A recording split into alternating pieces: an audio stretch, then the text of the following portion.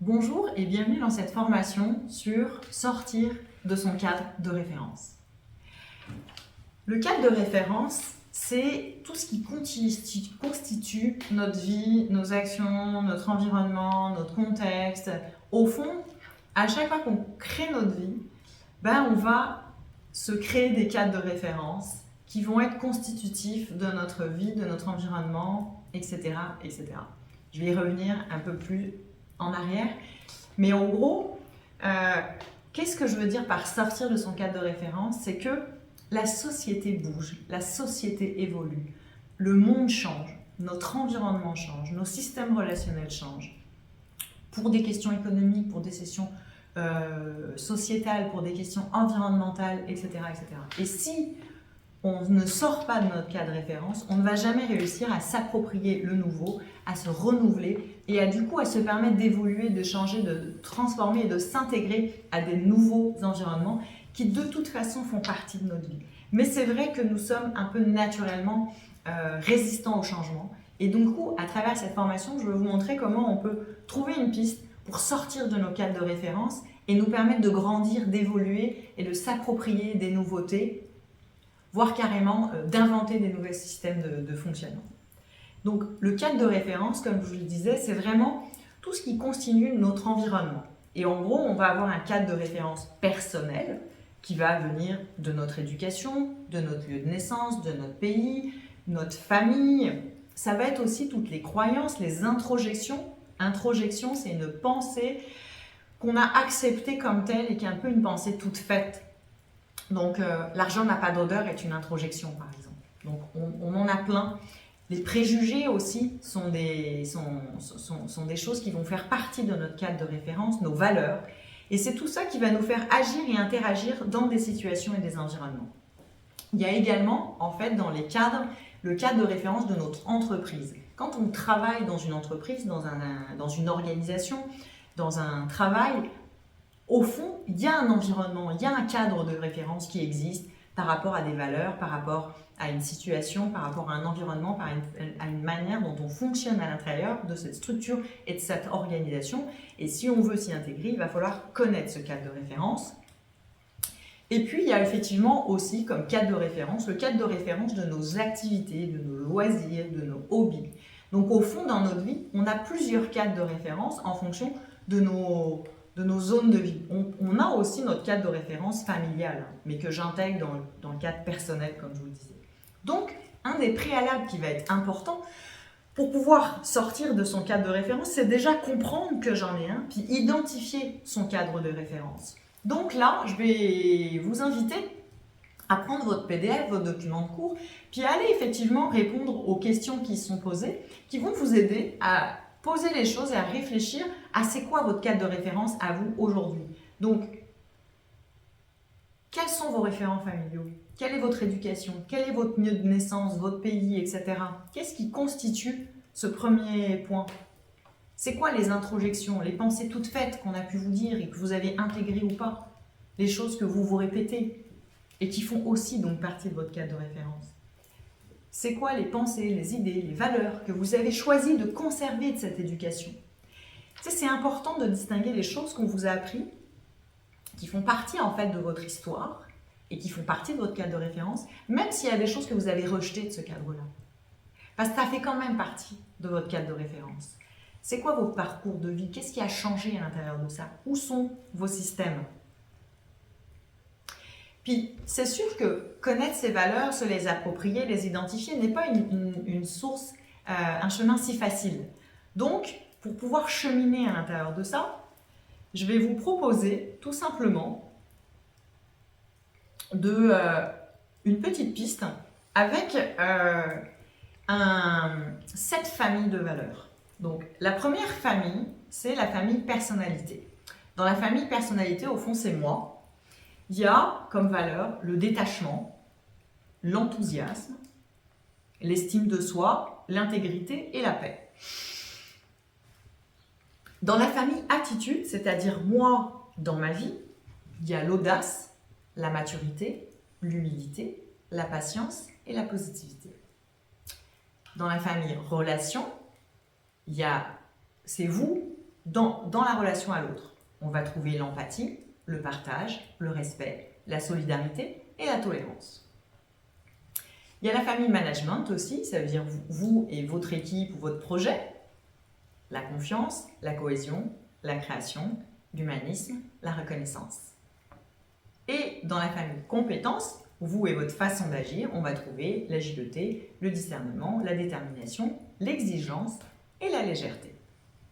Nous avons également la famille engagement, c'est-à-dire vous dans votre rapport au monde. Et là, vous avez l'écologie, l'économie, la diversité, la responsabilité et la transparence. Dans la famille développement, ça veut dire moi dans mon rapport à évoluer, à cheminer et donc au succès, l'équilibre, la fertilité, la simplicité, le progrès et la qualité. Et il y a un petit joker qui s'appelle l'amour, qui est une famille en tant que telle, l'empathie, l'accompagnement, le conseil, la tolérance, le partage. Je vais vraiment vous inviter à vous inspirer en fait de ces familles, puis peut-être à identifier c'est quoi votre famille dominante, celle qui est la plus importante pour vous. Puis peut-être la deuxième et la troisième. C'est sûr qu'on peut trouver des valeurs dans toutes les familles que je vous ai présentées, mais essayez de voir aujourd'hui, actuellement dans votre vie, c'est laquelle qui est importante. Puis notez-le dans votre PDF de cours. C'est quoi cette valeur cette famille de valeurs qui est importante? Comment vous la mettez en œuvre dans votre vie? Comment elle se manifeste concrètement? Comment elle se met en place? Vraiment avec des actions concrètes, comment vous pouvez observer ça? Si c'est la famille, par exemple, les relations, ça veut dire qu'a priori, dans votre système de vie, vous donnez beaucoup de place à voir vos proches, à voir votre famille, à être proche d'eux, à trouver du temps pour eux, etc. Ça peut être la valeur plus travail, management, etc. Tout est correct. L'idée, c'est jamais de se juger à l'intérieur de ça. C'est plus d'observer c'est quoi qui est dominant. Parce que ça, c'est votre cadre de référence. C'est d'où vous partez. Et ça, plus on se l'approprie, plus on connaît notre base et qu'est-ce qui va être important pour soi. Dans un deuxième temps, je vais vous demander toutes les questions qu'on a vues là, toutes les familles, tous les systèmes de valeurs qu'on a vus là, refaites le même exercice, mais cette fois-ci avec l'entreprise, avec le travail que vous avez. Parce que c'est un autre cadre de référence qui est extrêmement important dans nos vies parce qu'il prend de la place. On y passe en général entre 7 et 8 heures par jour au travail. Donc comment ça se joue dans ce cadre de référence? Qu'est-ce qu'il en est pour vous? Comment ça fonctionne? Qu'est-ce que vous mettez en place? C'est quoi les idées reçues, les pensées, les choses que vous avez? C'est quoi les valeurs qui se jouent à l'intérieur de cette structure et de cette organisation? Reprenez les 7 familles de valeurs que j'ai présentées. Puis dans votre entreprise, c'est quoi les valeurs, les choses dominantes qui ressortent? Puis une fois que vous avez fait tout ça, ce qui va être important, c'est d'aller comparer. Mais on va y revenir. Je vous propose également un autre exercice pour aller plus loin dans l'appropriation des valeurs. C'est une liste de valeurs que je vous ai mis dans le PDF de cours et qui va également vous permettre d'aller plus loin si vous avez un peu du mal. Parce que je sais que c'est une notion qui n'est pas simple d'identifier ces valeurs. Donc, il y a ce premier exercice avec le jeu des familles de valeurs. Mais il y a aussi, là, je vous ai mis une liste. Puis, n'hésitez pas à aller regarder et aller prendre d'autres valeurs qui vous importent. Puis, vraiment, faites bien cet exercice à la fois pour votre cadre personnel et à la fois pour votre cadre professionnel. Parce qu'effectivement, ensuite, ce qui va être important, c'est vraiment d'aller voir les différences et observer les écarts qui se jouent. Parce que si on est tiraillé entre des valeurs personnelles et des valeurs professionnelles, si on sent qu'il y a un trop gros écart entre les deux, en fait, on va vite devenir déséquilibré et dysfonctionnel. On va perdre du sens, on va se sentir en pression, on va se sentir en désarroi, voire on peut aller en dépression. Souvent, les burn-out qui sont de l'épuisement professionnel, les gens ont tendance à penser qu'épuisement professionnel, ça veut juste dire sur débordé de travail. Mais ça va bien au-delà de ça. C'est tout un ensemble de systèmes qui fait que souvent la personne, elle devient épuisée, peut-être parce qu'il y a beaucoup d'actions, mais aussi parce qu'elle s'y retrouve plus, parce que plus rien ne fait sens, parce que parfois elle est en désaccord avec les valeurs. Et c'est tout cet ensemble d'éléments qui souvent va amener ce type de problématique chez les individus. Donc vraiment, observez votre cadre personnel, puis observez votre cadre professionnel. Les valeurs qui sont sous-tendues. Puis observez s'il y a des différences. S'il n'y en a pas, bravo, parfait, félicitations, c'est qu'a priori, vos cadres vous conviennent, puis qu'il n'y a peut-être pas besoin de nécessité aujourd'hui d'en sortir. Mais s'il y a des gros écarts, ben c'est sûr que ça vaut le coup de se poser des questions. Puis honnêtement, on peut croire que tout va bien là comme ça parce que globalement ça fonctionne. Mais je vous invite vraiment à faire l'exercice, même si d'emblée vous dites, bon, moi je ne suis pas comme vraiment concernée par l'affaire, mais posez vraiment les choses concrètement sur le papier. Parfois, on voit qu'il y a des petites différences, des choses qui sont en train de se mettre. Parce qu'effectivement, quand c'est gros, en général, on est vraiment en souffrance, puis c'est clair qu'on le voit. Mais quand c'est des petites choses, ben, c'est parfois plus subtil, puis parfois on ne l'observe pas. Mais plus on agit en phase amont, et plus ça va être facile de cheminer, de rebondir, puis de s'en sortir pour aller vers d'autres cadres de référence qui sont plus en adéquation avec qui on est maintenant. Parce qu'on se rappelle, le monde, la société évolue, donc forcément, nous, on bouge à l'intérieur de tout ça. Donc il est possible que nos cadres de référence changent et évoluent, et puis c'est très correct. Si on prend une famille qui a 3 enfants, elle est dans un cadre de référence, dans un système, puis elle a une certaine relation au travail qui peut s'équilibrer. Mais si à un moment, tous les enfants partent parce qu'ils vont faire des études, etc., puis qu'ils s'en vont, puis qu'ils vont vous retrouver à 2, il est possible que tout d'un coup, vos systèmes de valeurs évoluent, ce qui fait que la manière dont vous fonctionnez dans votre entreprise, elle ne vous convienne plus. Moi, je me souviens avoir accompagné une dame qui était très contente dans son travail, mais avait comme le goût de changer. C'est pour ça qu'elle fait un bilan de compétences avec moi. En fait, son cadre de référence a changé. Tous ses enfants sont devenus adultes, autonomes, ils gagnent leur vie. Puis elle se rend compte qu'elle aimerait ça avoir plus de temps avec son conjoint. Donc, vous voyez bien, parce que son cadre de référence personnel a changé, elle se dit, mais moi, j'ai plus le goût de donner autant de place à mon travail. Donc, elle a dû sortir de son cadre de référence. Puis, qu'est-ce qu'elle a choisi de faire? C'est de travailler à temps partiel. Donc, elle a trouvé un chemin d'équilibre qui est transformant parce que tout a changé dans sa vie. Donc, c'est comme ça, parce qu'on mesure nos écarts, qu'on est capable tout d'un coup de repositionner les choses à la bonne place. Puis, n'oubliez pas, c'est que dans les systèmes de valeurs, on peut toujours un peu s'adapter puis cheminer à l'intérieur de choses. Mais quand c'est des choses qui sont fondamentales, puis vraiment extrêmement importantes par rapport à nous, ça va être très difficile de les déplacer. On a des valeurs clés qui sont constitutives de notre être, de notre personnalité, qu'on ne saura pas dépasser. Donc on ne peut pas, effectivement, s'entourer dans notre entourage personnel ou dans notre entourage professionnel de choses qui sont trop en écart avec nos valeurs fondamentales. Et c'est là où, sinon, ça va créer une fracture et ça peut nous amener, comme je vous l'ai dit, jusqu'à des états dépressifs. Donc, imaginons qu'effectivement, vous voyez bien des écarts et que vous vous dites que les choses doivent changer. Ben effectivement, comment on fait pour sortir? Mais même si tout va bien puis qu'on a envie de renouveau dans sa vie, comment on fait pour sortir de son cadre de référence? Ben, sortir de son cadre de référence, c'est s'ouvrir à l'évolution, c'est s'ouvrir à la nouveauté, c'est accepter les changements qui vont arriver dans la vie. On peut rester très attaché à notre cadre, à ce qu'on a, à nos petites habitudes, à nos routines, à la façon dont les choses se font. Mais au fond, les nouveautés arrivent sans arrêt. C'est quoi votre degré d'ouverture à tout ça pour être capable justement de sortir de vos cadres de référence? Moi, je vais prendre un exemple personnel assez simple et un peu bébête. Moi, à l'âge que j'ai, je viens d'une époque où le téléphone portable n'existait pas. Moi, c'est arrivé, dans ma vie, je devais avoir peut-être 19-20 ans. C'est le moment où tout le monde a commencé vraiment à en avoir beaucoup. Moi, j'en voulais pas.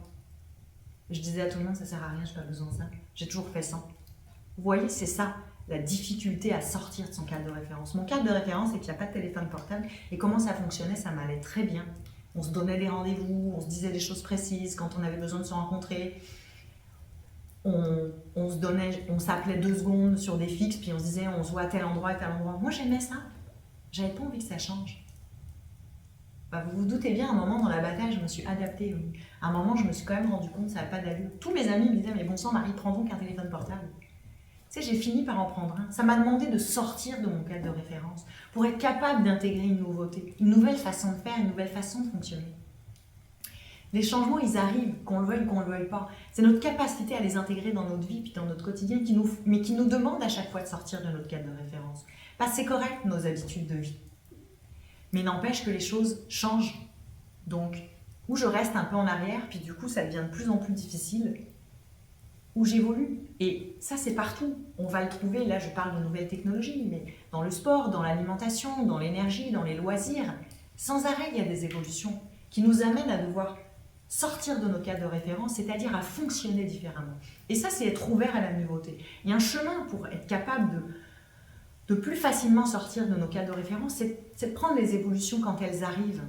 C'est de suivre la vague quand elle est là. Mais ça demande ce chemin d'ouverture. Dans la société aujourd'hui, l'écologie a pris énormément de place. Ça nous demande de transformer nos comportements, ça nous demande donc de changer nos cadres de référence. Et que ce soit professionnel ou personnel, tout évolue. Et ça va arriver. Un changement d'entreprise, c'est un changement de cadre professionnel. Il faut comprendre le nouvel environnement pour pouvoir s'y adapter. Et ça va nous demander, nous, de pas sans arrêt être, ah ouais, mais dans mon ancienne entreprise, c'était comme ça. Ah oui, tu comprends, là, moi, j'avais toujours l'habitude de faire comme ça. Ok, mais là, ton contexte est différent. Vous tannez les gens à un moment, si vous ne sortez pas de vos cadres, pour vous adapter à la nouveauté. Tu sais, notre entourage aussi, les conjoints, c'est aussi imaginer qu'ils changent de métier. Ça peut changer un cadre. La maladie d'un proche va changer votre cadre et votre environnement et va nécessairement vous demander de vous adapter. Et ça, à chaque fois qu'il va y avoir des changements qui vont arriver de l'extérieur ou de l'intérieur, ça va devoir vous demander de sortir de votre cadre. Et donc, si je connais mes fondamentaux et ceux de mon environnement, je vais pouvoir mesurer mes écarts, je vais pouvoir voir là où je peux cheminer et là où je ne peux pas. Parce qu'il y a des cadres de référence dans lesquels, effectivement, ça va être compliqué d'aller. Il y a des choses où on n'a parfois pas le choix, mais c'est trouver cet équilibre et ce cheminement pour pouvoir avancer face à l'innovation, face à la nouveauté. Tu sais, c'est effectivement accepter de perdre ses repères. Mais pour un temps, parce qu'à un moment, on va se réadapter au nouveau cadre, puis ça va fonctionner. Moi, aujourd'hui, je ne me passerai pas de téléphone portable dans ma vie. Je me dis même, mais comment j'ai fait? Pourquoi j'étais résistante à ça? Parce que c'est une valeur ajoutée énorme dans ma vie, je le pense. Donc prenez un moment maintenant pour poser les choses, puis vous dire, ok, c'est quoi les évolutions sociales, environnementales, personnelles dans votre vie, dans votre entreprise? Est-ce que vous avez des difficultés à vous adapter ou pas? Est-ce que c'est facile ou pas finalement de sortir de vos cadres de référence une fois qu'ils sont là? Puis une fois que vous les avez identifiés, tous ces changements, toutes ces évolutions, peut-être ces résistances qui sont déjà présentes, qu'est-ce que vous pourriez mettre en place pour transformer ça? Petit ou grand? Parfois, c'est prendre un cours pour se former sur une nouvelle technologie. Parfois, c'est se renseigner sur les évolutions et les bonnes pratiques. Si on parle du cadre de référence professionnel, quand on arrive dans un nouvel environnement, sur Bigger, je vous ai fait une vidéo sur s'intégrer dans un nouveau poste. Parce que ça, effectivement, ça va vous donner des clés. Mais ça demande de comprendre et d'avoir cet état d'esprit intérieur, d'être capable de sortir de son cadre de référence. Si je n'ai pas ce préalable, je vais avoir des difficultés à m'intégrer. Mais néanmoins, c'est un complément si vous vivez ça. Vous verrez dans le PDF, pour vivre un peu cette expérience et comprendre un peu ce que signifie sortir de son cadre de référence, j'ai proposé un petit exercice où vous avez 6 points qu'il faut relier avec 4 traits continus. Essayez de faire l'exercice. Certes, vous verrez, il y a la solution après, bien sûr, je vous l'ai mis. Mais essayez de faire l'exercice. Vraiment. Faites des essais dans votre PDF, vous prenez d'autres feuilles et puis voyez comment vous pouvez faire. Je vous dis, la réponse, elle est simple, c'est sortez du cadre de référence. Si vous sortez du cadre de référence, vous arriverez à faire l'exercice. Si vous n'y arrivez pas, regardez la réponse, puis vous verrez qu'en sortant du cadre de référence, on arrive à faire l'exercice. Au fond, sortir de son cadre de référence, c'est vraiment voir les évolutions, les changements, c'est connaître sa situation, c'est trouver un moyen pour s'en extraire, c'est prendre de la hauteur, c'est prendre du recul, c'est parfois aller chercher de l'aide. Ça peut être un ami, un proche, un entourage qui va vous donner un regard extérieur. Puis si c'est vraiment difficile, ça peut être un coach, un thérapeute, un aidant. Sur Bigger, vous trouvez effectivement des informations à propos de ça. Donc n'hésitez pas à aller voir si vous pensez que vous avez besoin d'aide. Parce que c'est une piste aussi. C'est vraiment bien connaître c'est quoi mon cadre personnel, c'est quoi mon cadre professionnel, comment les choses fonctionnent à l'intérieur de moi. Parce que si je sais d'où je pars, c'est plus facile pour s'adapter. Sinon, on est noyé, puis on avance sans savoir où on va, quoi. C'est vraiment l'ensemble de ces éléments qui va vous permettre d'être ouvert au changement, de mettre en place des solutions et d'innover. Puis je vais même conclure par quelque chose d'incroyable, je trouve, sur sortir de ces cadres de référence. Et pour comprendre l'impact que ça peut avoir dans nos vies quand on est capable de faire ça, Latte Coher, qui a été un des premiers concepteurs d'avions en France et dans le monde, un jour, alors qu'il travaillait sur un nouveau moteur d'avion, il arrive devant ses équipes et il leur dit « Écoutez, voilà, j'ai refait faire tous les calculs par les ingénieurs et ils sont formels.